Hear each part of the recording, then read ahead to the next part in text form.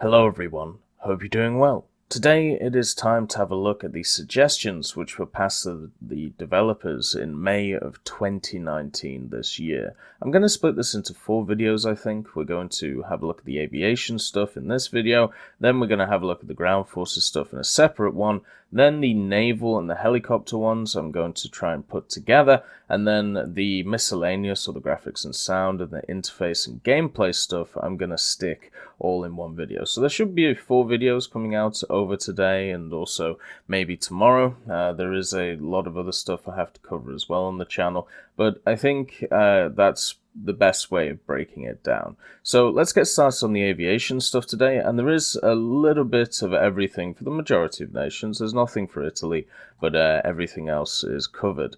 The first vehicle that has been passed, and oh, by the way, once again, thank you to Coke Spray for putting all of these public reports together. It is nice to have it in such a wonderful fashion. So we're able to easily go through them in a just a more refined way. So the first suggestion is from Retry, and he is suggesting the F-51D. Now, if you don't know what the F-51D is, it is the Korean P-51, is the best way of, noticing it. Now, obviously, during the Korean War, jets were becoming very prevalent, and this means that stuff like P-51s, P-47s were definitely less prevalent at the time, but the idea of a strike fighter or attack aircraft was still incredibly useful, which is why stuff like the AD series of aircraft was being developed, and also why machines such as the P-51s, even P-47s, and even other machines did not lose their capabilities. Instead, they were just kind of switched roles. So in World War II, you could definitely say the P-51 started life as a pseudo-ground attacker when used by the British with the Mustangs, the one that you see in the British tree, obviously with the Hispanos. But then the other P-51s then went into more of an air superiority role and also kind of a pseudo-attacker role. But the main thing they were used for was obviously defending bombers, or at least what they're known for is defending the large bomber formations of World War II, alongside stuff like the P-47. During the Korean War, this wasn't really required, so they were changed to, and also you had other machines which were coming along which would fill that role better than the P-51. So instead, the designation was changed of the P-51 to the F-51D, which was also given a 67 Hg boost on it, which was not as powerful as the P-51s, which fought at the end of World War II, and it was just used as a ground attack machine. It's kind of as simple as that. It was used to run ground missions and in the ground attack role, along with a lot of other propeller aircraft during that time. Also, the guns themselves, they were switched from the M250 cals that you'll be used to on the P-51D to the electrically augmented M350 cals, which you see on the F-80C and the F-86A. So this would increase the rate of fire of these guns and also just give a hell of a lot more burst to your guns. So even though this machine was used in a ground attack role, it could definitely fit in War Thunder under the fighter role as well. It's could sit around maybe that 5.0, 5.3 BR if it wanted to. Even though it's a little bit less powered than the P-51D, it has better armament, so there's obviously going to be a conversation of where to add it. Also, the reason why this is, I suppose, seen as slightly different, apart from the other stuff I talked about, is the fact that it also has the USAF printed camouflage on it, or at least the markings of the USAF, because the United States Air Force was actually formed instead of the United States Army Air Force, which was during World War II. It's kind of confusing about that, and I might actually do a video one day just talking about, the different branches of the US military and why there is such confusion between World War II vehicles and afterwards. It's because a lot of different Well, I suppose different committees or bureaus decided to split off and work on their own projects instead of having everything conglomerated into one, making it a little bit more efficient in the way. So yeah, the the F-51D would be really fun to have, in my opinion, adding to the other P-51s that we already have in the game. The next one is the Ju-188. Now we have the Ju-288 and we now have the Ju-388 in game, and those were more like prototype vehicles. The 188, over 1,000 of these were built, which to me it's been incredibly surprising to see that this has come after, the Ju-288 and the 388. Obviously, if you have a look at it, it's very similar to what it was developed from, the Ju-88, and the whole point of the 188 program was to create a bomber, mainly medium bomber, which was just an improvement over the Ju-88. Now, the reason why it never got off the ground as much as the Ju-88, even though more than 1,000 were built, the actual project for this started in around about 1940 when it came to it, and the main issues that it was running into is that the Ju-88 was a pretty decent aircraft, and they kept upgrading it in various different ways. A lot of you have probably seen, the Ju-88s with the massive caliber guns on them, and also the ones with the much larger engines, and also maybe slightly better, crew configuration or defensive armaments. That's just because they just kept pumping out different variants to try and deal with the job at hand. Now, unfortunately, because of the airframe, eventually there's got to be a point where it breaks, right? There's got to be a point where the Ju-88 was going to be, not good enough for frontline service. And this was found about mid-war, when a lot of the RAF fighters started really getting off the ground, the F Mark 9, and even stuff such as the Griffin Spitfires, and the Soviets also creating some monstrous machines by the mid-war period. The Ju-88s were just getting slapped on the west and eastern front, so therefore it was seen to finally go into the Ju-188 program in a large way. Even though the plans had been for a long time, Junkers were told and also believed to just keep developing the Ju-88 instead of moving on to separate projects. So about, I believe it's 1943 when this happened. Or around that time, the problems that came along with the Ju-88. 1942, not 1943. But yeah, by 1942, the 288 program was seen as kind of not really working out too well, even though they did develop quite a decent amount of them. Well, not a decent amount, but some decent prototypes. There was obvious issues with them, as we've gone through in other videos before. But the A4 and the A5 airframes for the Ju-88 were just seen as out of date by this point. So therefore, the 188 really started taking off.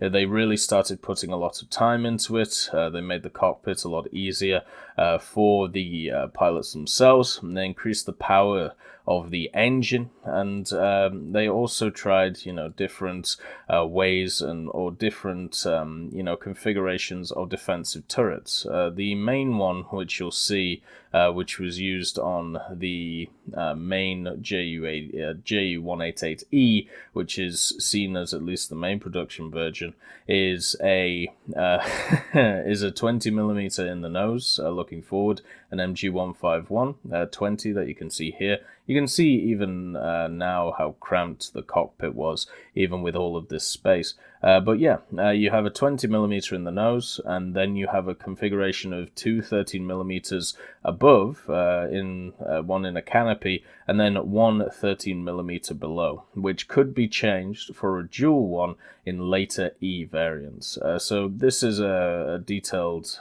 diagram of the cockpit. The only thing that's you can see is the 20 out the front, and then the two 13s above, and then of course the 13mm at the bottom.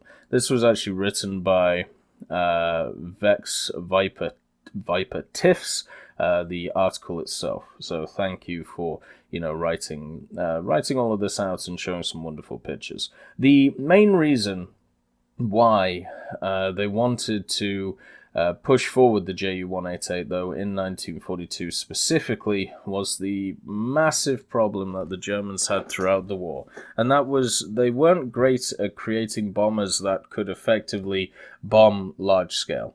Even if you look at the Heinkel, the Ju-88 itself, even some of the larger stuff, some of the other Junkers machines, even, I suppose, the smaller ones, the Ju-87, all of these machines are designed to have medium to light bomb loads, and the Ju-188 was a push into an idea of having a larger bomb bay and also having bomb racks on the wings, so you would be able to carry a decent bomb load. And that was needed. A lot of people point, especially in early war, how the Germans would have been much more successful if they were able to develop what is seen as a good heavy bomber. The likes of the B-17, the Lancaster, even the Halifax, or even the Soviet, I suppose, P-8, if you wanted to throw that in, or even the U-2, since it could carry quite a decent bomb load if it was allowed to. So, all of these factors for the Ju-88, mainly the Ju-88 itself, meant that it was a good aircraft, but the airframe became, surplus to requirement, and also its bomb bay was just not big enough for what the Germans wanted. So the 188 dealt with all of these issues, but it was too late in the war to be really able to push forward with this in more of a meaningful way to make it, change what would actually happen in the war. So overall, with the 188, it kind of got screwed over, in my opinion. It was a very good bomber. It could carry a very good bomb load. They obviously tried different versions which had different styles of engines, which were the main upgrade. They also had a few radar versions because by the time that they were prototyping these in 41 and 40, they decided that because of the success of the 88 and because of all the variants, they wanted to create some reconnaissance versions. So that's where stuff like this came along, and that's why you have stuff like the 388 and the 288 that we have in game.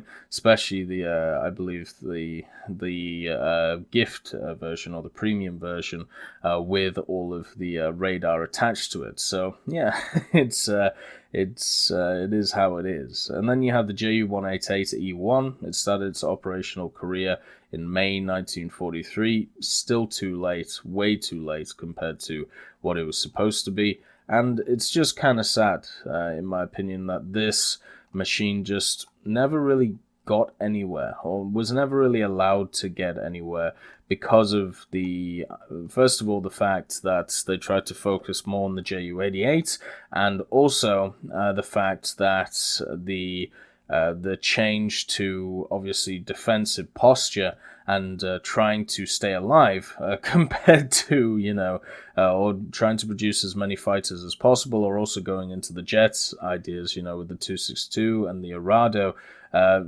Designs like this, which were good designs, were just never fully implemented in a massive way. So even though, as I said, there was about 1,000 to 1,200 of them built, hopefully, we see this in game. This should have been in game before the 288 and the 388, just because it was much more common. They actually produced a bucket ton of them compared to those other two aircraft. But yeah, I'd love to see it. The next post is by Epic Blitzkrieg 87, and it's talking about the I-215, which is a interesting machine. I think the best way to do it is you take a Soviet idea in design and you stick some British engines on it. I think that's the best way of putting it. Obviously, it's the Alexeyev I-215. Hi, Bernard. And the idea after the war, after seeing stuff like the Me-262, the Ju-287, and all of these weird and wonderful designs coming out from, other countries, the Soviets wanted to hop on the wagon of the jet age, and they really liked the idea of the Meteor, or at least Alexeyev did, and therefore they wanted to or at least a lot of them wanted to create similar models to the Meteor because that was seen as the successful jet of the time, with its capabilities. So they went along doing that, created a general airframe, and then called it the I-21. And then they made some subsequent variants of it, and the subsequent variant that we're looking at today is the I-215. Now, the I-215 is a special one. The reason why the I-215 is a special one is because it had access to a pair of turbojets, which are known as the British Rolls-Royce Derwent 5 turbojets. Now, why are these special? Well, the Derwents, which obviously were, built and made from 1943 onwards, were used on a specific aircraft which the Soviets were trying to mimic, the Meteor. And the Derwent's main application was for the Meteor. I believe this Meteor, the F-8, used the Mark 8 Derwents, if I'm correct. But this one, the I-215, the designer and producer of the I-215 was able to actually get himself a set of these Rolls-Royce Derwent 5 turbojets to stick on the I-215. Now, unfortunately, this design never really went anywhere. You can see it was built, it had a bunch of pictures of it, and also how the air brakes and everything works. One thing that was really nice about these slightly post-World War II prototypes from the Soviets is that you have a ton of pictures, over and over and over and over again. And the I-215 and the I-21, it seems like it was, at least from this point, Semyon M. Alexeyev, who was the guy who developed this set of aircraft, the I-21 series, he fell out of favor. That's the best way of putting it, or the most polite way of putting it, in Soviet Russia. And that meant that his designs never really went any further. They decided to go towards other designs. And I can't find any pictures of the I-215, which is the one with the Meteor engines that you can see here, whether it was armed with any armament at any point. What I will tell you, though, is there is like 3 little areas, and I'm guessing this is where the cannons were mounted. But what is making me odd about it is, as you can see, with machines like this MiG-9 prototype, the Soviets normally liked having protruding guns from their jets, and this is something that you'll find on a lot of jets of the era. So if these are the cannons, it just seems a little bit odd that they would be more insular. I know that there are vehicles, especially all of the LA series, which are insular, but the main jet designs were pokey. Let's put it that way, for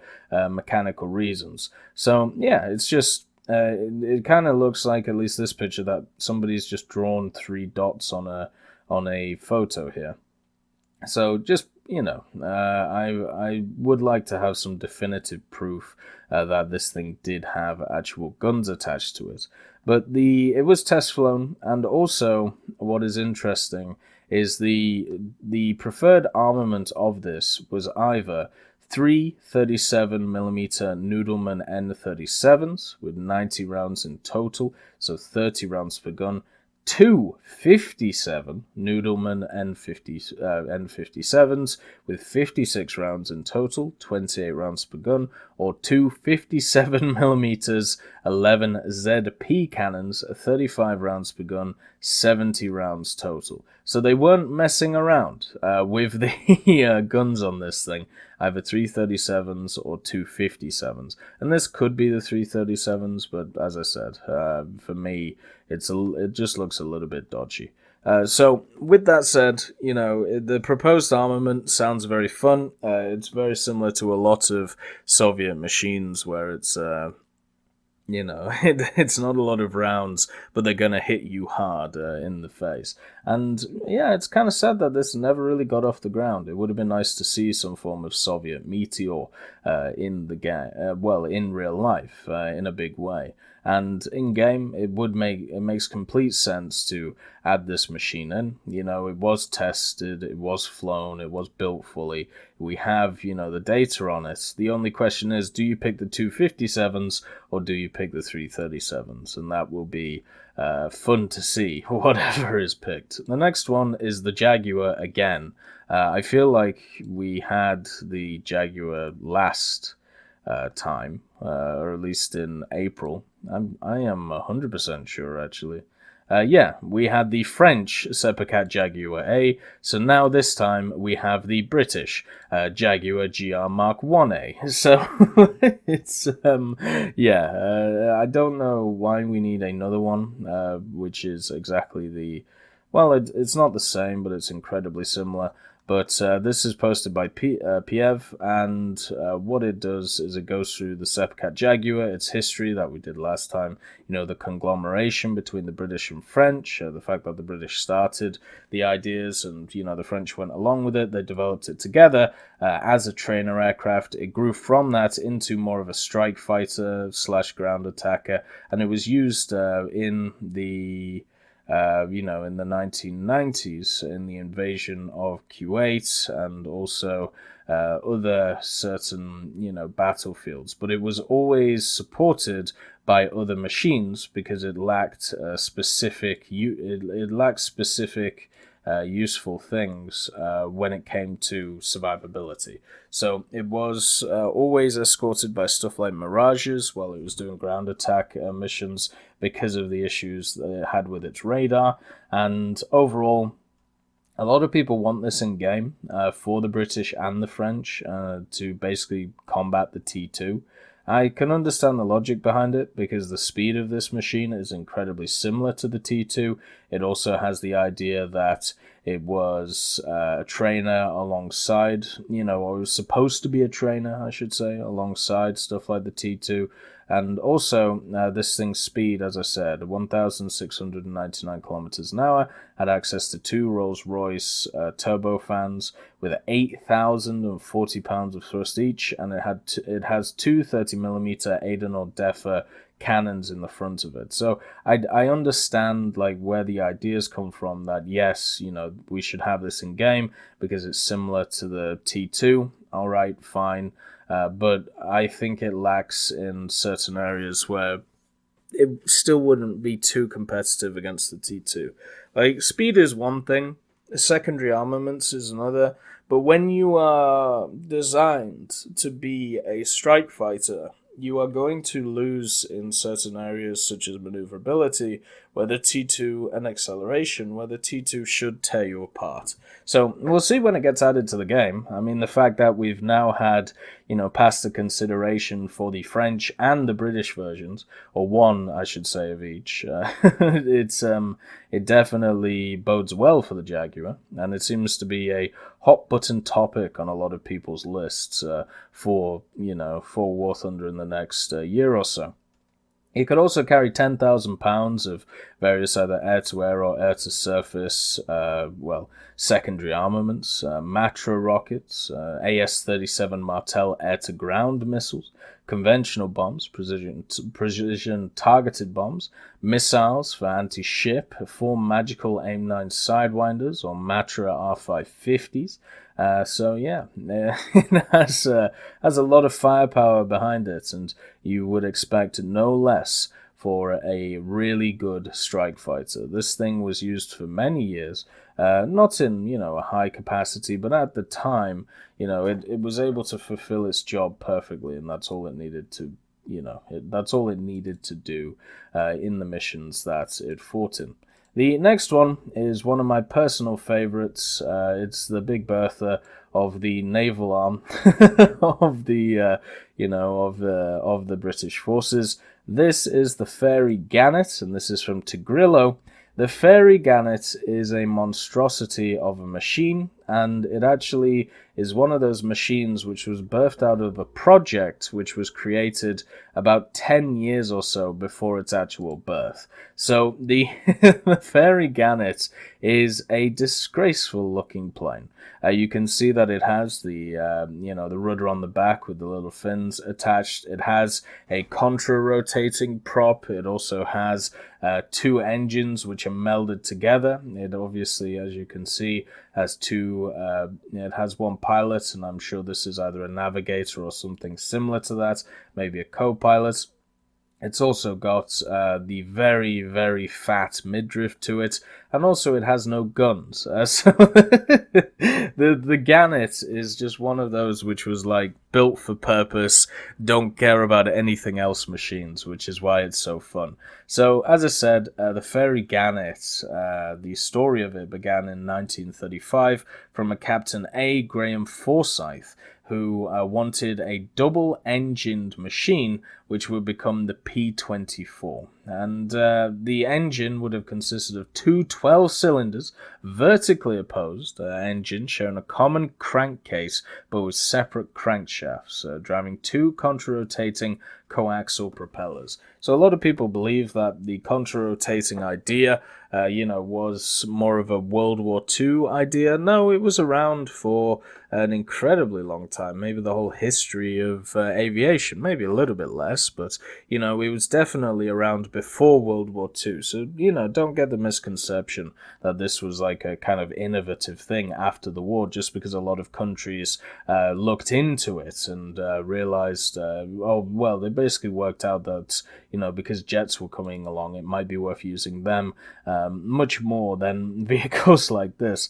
So when it came to this machine, the P-24, in 1935, the Navy had no use for it. But after the war, they decided that there may be a use for a machine like this with some improved technology. So in 1949, you had the first prototype, the first flight of the first prototype. This is a picture of the third prototype in flight that you can see. And then it had its first carrier landing and takeoff trials in May 1950. And the definitive prototype, which is the third prototype, first flight in 1951. And then after extensive tests and some design changes, the first production aircraft took off in 1953. So this is a 50s aircraft all in all. Now let's talk about the engine, because it is a mess, just like the rest of this aircraft. So this engine is the double Mamba. It was a development of the Armstrong-Siddeley Mamba turboprop engine with two Mambas driving contra-rotating propellers through a combining gearbox. Can you imagine how much technology went into this and how much stuff can go wrong? In the Gannet, also, the pilot could only run half of the engine technically, because, as I said, this is two engines smashed together. You had the option to turn off one of those engines, which is why when you see a picture like this, it looks like, oh, it's only got one propeller. No, it's a contra-rotating prop, but look at the front of it. You have like this weird haze. That's just another one of the propellers turning. And then you have a picture. Let's find a picture.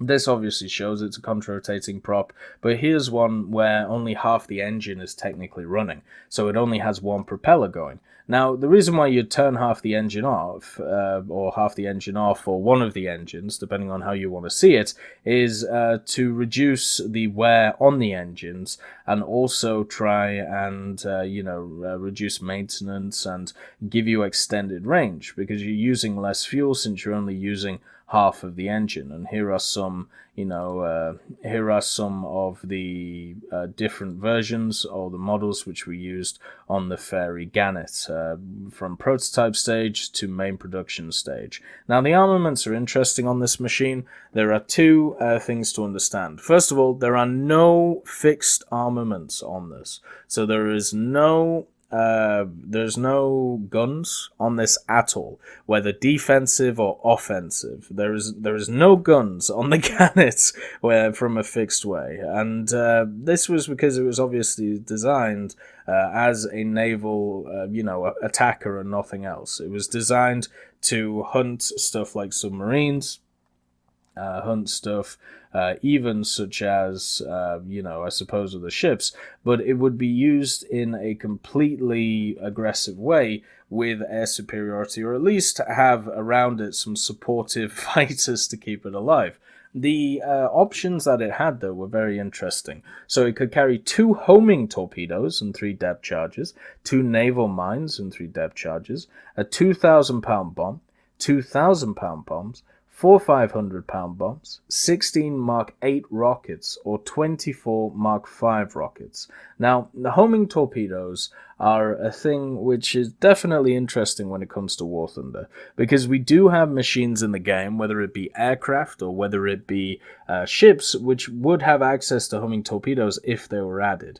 Now, the way that the Gannet ones worked, which were the Mark 30s, they worked in a passive acoustic torpedo way. So they would home in on emissions from a target, so sounds from a target, and the active acoustic torpedoes would home in on the reflection of the signal or the ping from the torpedo or its parent vehicle. So, yeah, it's as simple as that. It would guide it in using the emissions or sounds or vibrations, whatever you want to call it in the physics terms, to guide itself onto the target, which to me sounds incredibly fun and could also break naval, but still it would be incredibly fun. So yeah, it does have a decent amount of armaments to be able to add.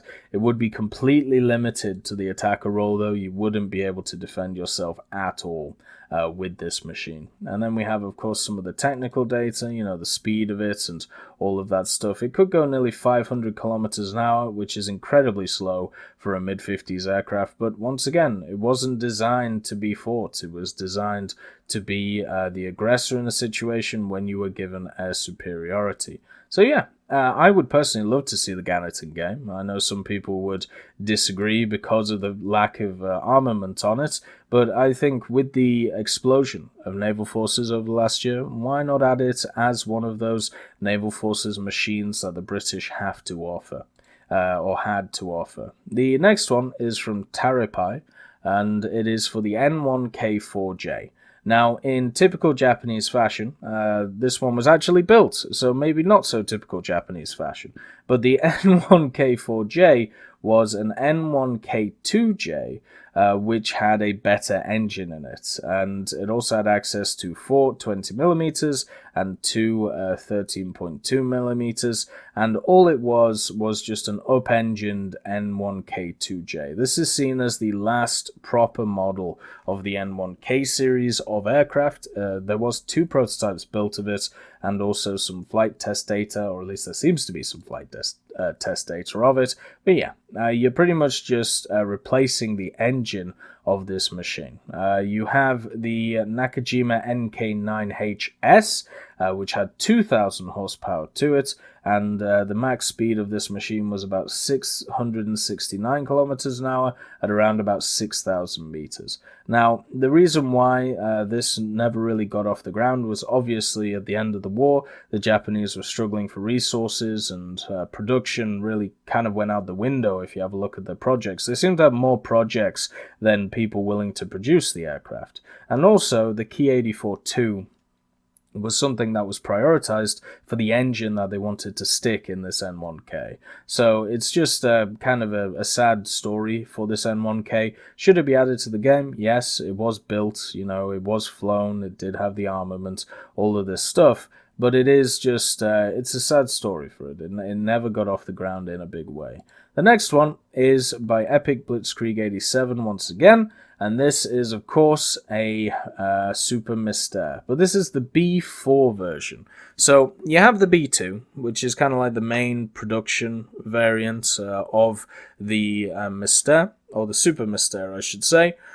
What is the B4? Well, imagine if you have just a normal aircraft, which is your main production. You're worried about efficiency, you're worried about, cost effectiveness, you're worried about everything like that.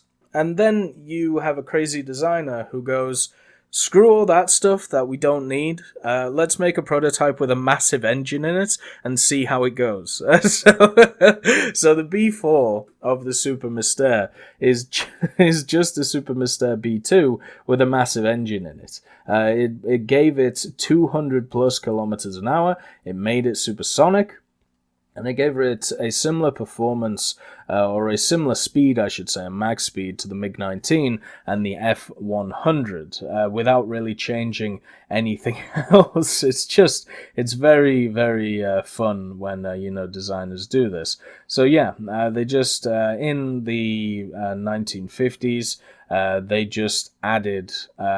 just changed the engine and gave it a huge engine in the back of it to give it a lot more power. The engine itself was known as the SNECMA, or the SNECMA, ATAR 9B afterburning turbojet, and without the afterburner it was able to produce 41.69 kilonewtons, and with the afterburner 58.84 kilonewtons, and the max speed at sea level was 1100 plus kilometers an hour, and at 11,000 meters nearly 1500 kilometers an hour. So its never excess speed was 1.4 Mach. And also it had, of course, the two 30mm Defa revolver cannons, similar to the B2. It also had access to air-to-ground missiles, and I'm sure if it was ever developed further, it would have access to other stuff too. So why not add a prototype version of the Super Mystère, which did go supersonic? It was also seen as the first supersonic aircraft that the French had, which could be easily mass-produced. So why not? Chuck it in the game. The French do need a good, supersonic aircraft, or at least one that can compete at the top tiers, and I think the B4 would fit perfectly into that area. So there are all of the vehicles when it comes to aviation, which were passed in May of 2019. You can see that there's a lot of different ones, a lot of interesting ones, a lot of, some World War II ones, some slightly post-World War II ones, and then some others which are much more modern. A very good mix of vehicles here, and they all look incredibly interesting. No dodgy ones, which weren't built or anything like that, so they all get a thumbs up from me. I hope you all have a wonderful day, and I'll see you next time. I'd just like to thank B. Young, Blackie, Cyborg James, Daniel Stanton, John Ryman, Martinez, Matati, Moxie, Nito, Nick Graham, Alobralo, Sebastian Corona, Super Cacti, and Elove Goat and Seductive Trash Can for supporting the channel.